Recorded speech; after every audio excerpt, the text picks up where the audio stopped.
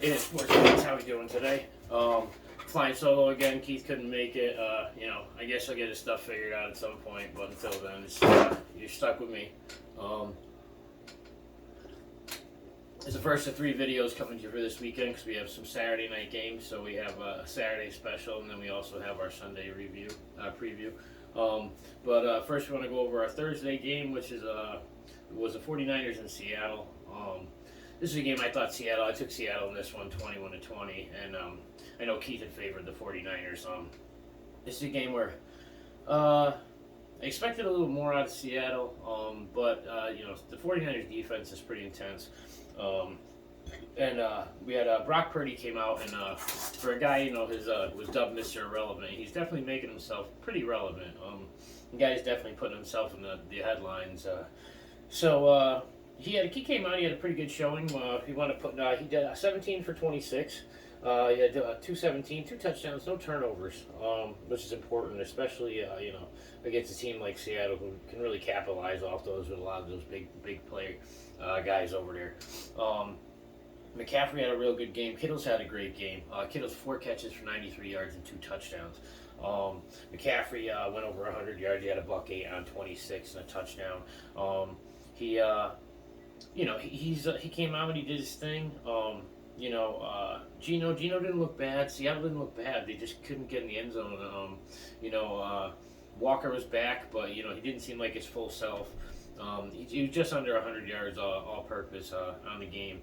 But Lockett and Metcalf both caught 7 balls, but they just didn't. There weren't any big plays in this game. Not a big play. It was a lot of short yardage, small catches. Geno was fairly efficient. He was 31 for 44. He had a 238 and a touchdown. Again, no turnovers, no interceptions in this game. Both quarterbacks played pretty efficient, but that Niners defense just was able to really hold these guys back. So San Fran wound up taking this one 21-13.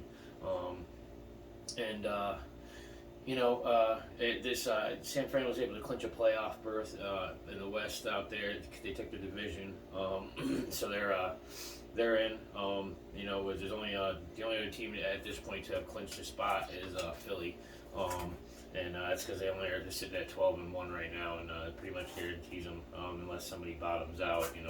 Pretty much the first spot in the playoffs and the bye week. Other than that, again, this is a game where, Purdy, San Fran's really, it's interesting that they've been able to, they're 10-4 now. They're doing well. The way that, they've been able to weather this quarterback situation over there has just been pretty impressive. Shanahan really knows, it's almost like he's used to just working with whatever piece he has, and he doesn't really focus on the names, but the plays, and how they execute these things. And that defense is just top notch. San Fran, these guys, Bosa's tied in the league for sacks.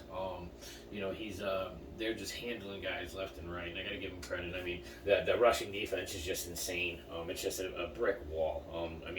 Seattle had an okay rushing, statistically as a team against these guys. Nothing real crazy.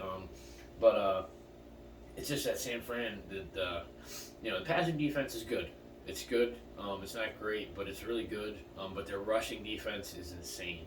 You got to give them a lot of credit for that. They statistically, by the end of the season, their rushing defense might wind up being one of the top 5 all time.